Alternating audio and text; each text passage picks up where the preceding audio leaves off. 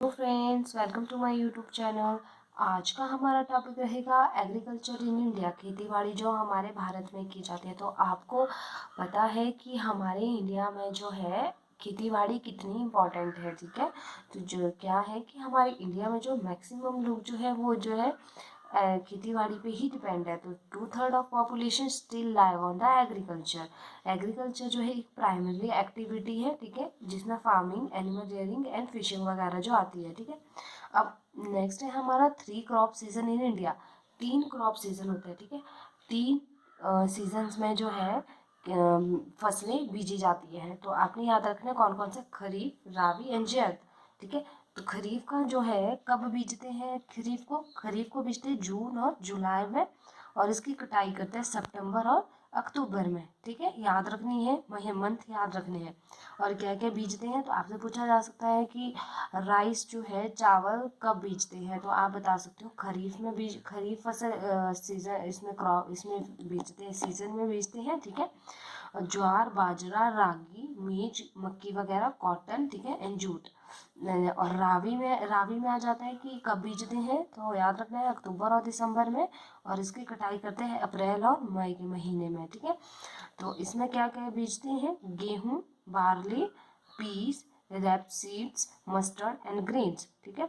मतलब सरसों वगैरह, चने चुने, मटर मुटर वगैरह, गेहूँ वगैरह, बार्ली, ये चीज़ें इसमें बीजते हैं, ठीक है। जायद आ जाता है हमारा, इसकी जो बीजते हैं, इसको बीजते हैं अप्रैल और जून के महीने में, ठीक है। और इसमें कौन कौन सी, जैसे इसमें फ्रूट्स और वेजिटेबल्स आ गया, मेलन, वाटरमेलन, कुकुम्बर, खीरे खीरे वगैरह, तोरी वगैरह, leaves and their vegetables, okay. Then next रहेगा हमारा टाइप ऑफ फार्मिंग, कौन कौन सी टाइप की फार्मिंग होती है। तो एक हो जाती, 3 टाइप की फार्मिंग है हमारी, एक शिफ्टिंग फार्मिंग है, इंटेंसिव फार्मिंग है, और एक्सटेंसिव फार्मिंग है, ठीक है। तो मैं आपको ऐसे बताऊंगी कि शिफ्टिंग फार्मिंग क्या होता है, ठीक है। तो शिफ्टिंग फार्मिंग पता क्या होता है, ये बहुत ही रेयरली की जाती है, ठीक है। और इसमें काफ़ी इसमें इसके डिसएडवांटेजेस बहुत हैं। इसमें क्या होता है कि जब जो फॉरेस्ट एरिया होता है ना, फॉरेस्ट लैंड होती है, उसमें जो है पेड़ों की कटाई करते हैं, ठीक है। और पेड़ों की कटाई करना हमारे इन्वायरमेंट के लिए ठीक नहीं है, ठीक है। तो इसमें क्या, इसीलिए जो है इसके डिसएडवांटेज जो है इसमें, कि इसकी में जो है पेड़ों की कटाई करते हैं। तो इसमें क्या होता है कि पेड़ों की कटाई करके उनको जलाया जाता है, ठीक है। और जो है उस एरिया को जो है जब वो साफ करते हैं जहाँ पे जो कटाई की होती है, और वहाँ पे जो है जो क्रॉप जो है बीजते हैं। इसमें क्या होता है कि ये ज़्यादा 2-3 सीजन तक ही सक्सेस होती है, उसके बाद नहीं चलती है, ठीक है। तो आपने एक तो इतना सा याद रखना है कि शिफ्टिंग फार्मिंग क्या क्या होती है, और किस एरिया ये की जाती है, मैक्सिमम नॉर्थ ईस्ट साइड को की जाती है ये, ठीक है, ये वाली शिफ्टिंग फार्मिंग। इसमें जो है आपने, जो मैंने आपको सीजन करवाए, सीजन में आपने कौन कौन कौन से होती है, खरीफ, राबी और जायद, ठीक है। ये याद रखना है कि इसकी बीजते कब है, इसकी कटाई कब होती है, ठीक है। और इसमें कौन कौन सी फसल, सीजन में कौन कौन सी जो है फसल बीजी जाती है, ठीक है। तो नेक्स्ट रहेगा हमारा इंटेंसिव फार्मिंग के बारे में। नेक्स्ट है हमारा जिस ये जो है शिफ्टिंग फार्मिंग जो है जंगलों के एरिया में की जाती है, ठीक है। असम, मेघालय, नागालैंड, मणिपुर, त्रिपुरा, मिजोरम, अरुणाचल प्रदेश, उड़ीसा, मध्य प्रदेश, झारखंड एंड आंध्र प्रदेश साइड, ठीक है। ये बोला है नॉर्थ ईस्ट और साउथ ईस्ट साइड को ये जो है ये वाली फार्मिंग, शिफ्टिंग फार्मिंग की जाती है, ठीक है। तो ये आपने ये चीज़ें याद रखनी है इसमें, ठीक है। इसमें क्या है याद रखने वाला, इसमें मेन याद रखने वाला ये है कि जो है शिफ्टिंग फार्मिंग को अलग अलग नाम से जाना जाता है अलग अलग स्टेट में, ठीक है।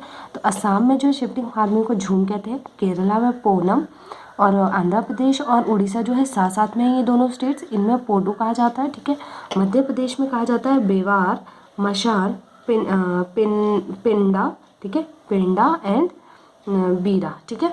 तो आपने ये याद रखना है कि कौन कौन सी स्टेट में क्या क्या नाम दिया गया है, ठीक है।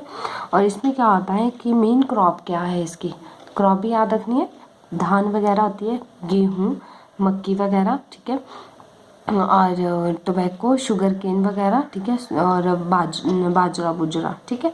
ये वाली इस चीज़ की क्रॉप, ये वाली क्रॉप जो है यहाँ पे मेन क्रॉप है शिफ्टिंग फार्मिंग में।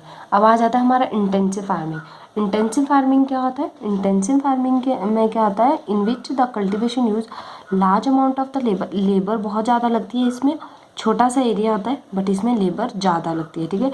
और क्या होता है, where the size of population is big, बहुत ज़्यादा पॉपुलेशन होती है पर जो लैंड होती है ना लोगों के पास वो बहुत कम होती है।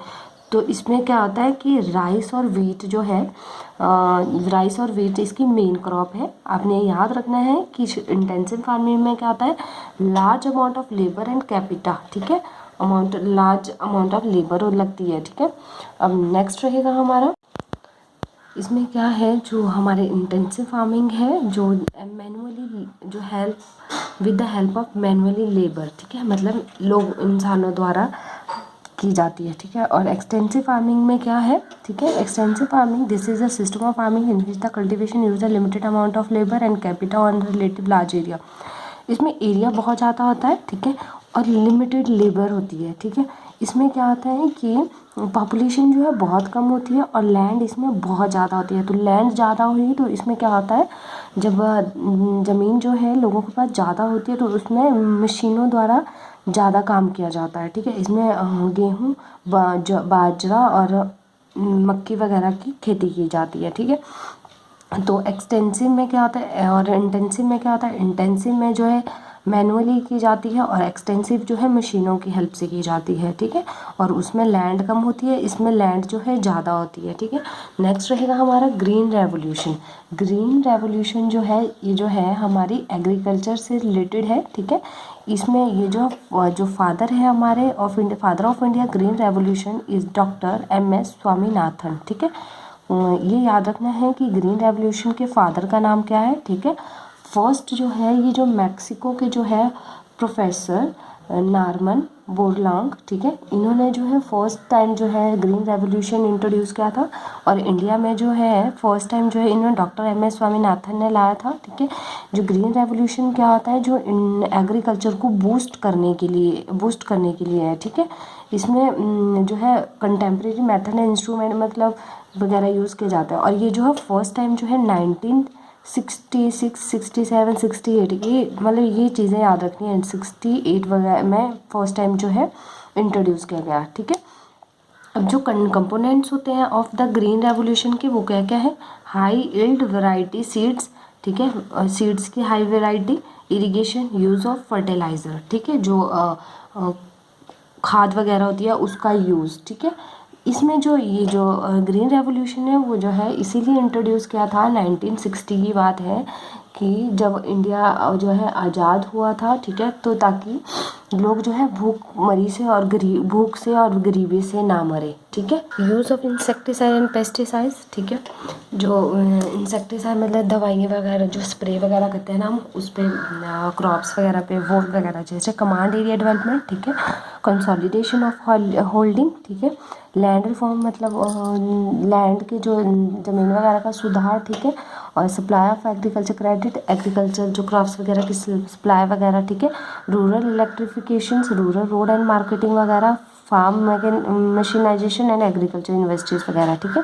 ये हो गए हमारे कंपोनेंट्स हो गए हमारे ग्रीन रेवोल्यूशन के, मतलब इनसे क्या क्या फ़ायदा हुआ है इसका ग्रीन रेवोल्यूशन का हमारे इंडिया में, ठीक है। तो इसके जो इम्पैक्ट पड़ेंगे हम, जो इसका जो इम्पैक्ट पड़े हमारे इंडिया में तो वो क्या क्या थे, एक पॉजिटिव इम्पैक्ट क्या है इसका और एक नेगेटिव इम्पैक्ट क्या है, ठीक है। तो पॉजिटिव में जो मतलब अच्छे इम्पैक्ट पड़े, पॉजिटिव के अच्छे और इसके बुरे इम्पैक्ट, तो इसका पॉजिटिव में आ जाता है इंक्रीज इन एग्रीकल्चर प्रोडक्शन हमारी बढ़ी, reduction of the import of food grain वगैरह, तो इसके जो इम्पोर्ट वगैरह के लिए कम हुई मतलब, ठीक है, कैपिटलिस्टिक फार्मिंग, ठीक है, इंडस्ट्रियल ग्रोथ हुई हमारी, रूरल एम्प्लॉयमेंट बढ़ी हमारी इस वजह से। नेगेटिव इम्पैक्ट में क्या हुआ कि इंटरक्रॉप इनबैलेंस, ठीक है, इन्वायरमेंट में बहुत फ़र्क पड़ा हमारे इस वजह से, और इंक्रीज इन रीजनल इम्बैलेंस, ठीक है, और unemployment due to the mechanisation, unemployment बढ़ी हमारी, मशीन वगैरह का यूज़ जब ज़्यादा हुआ तो हमारी अनएम्प्लॉयमेंट ज़्यादा होगी, ठीक है। अब निगलेंस ऑफ अदर क्रॉप्स वगैरह, जो अदर क्रॉप्स वगैरह को निगलेक्ट कर दिया, ठीक है। अगर आपको मेरी वीडियो अच्छी लगी हो तो प्लीज़ मेरे चैनल को सब्सक्राइब कीजिए और शेयर कीजिए, और अपनी जो फीडबैक है वो मेरी कमेंट सेक्शन में ज़रूर दें। और साथ साथ में जो है इनके नोट्स आप साथ साथ में प्लीज़ बनाते रहना।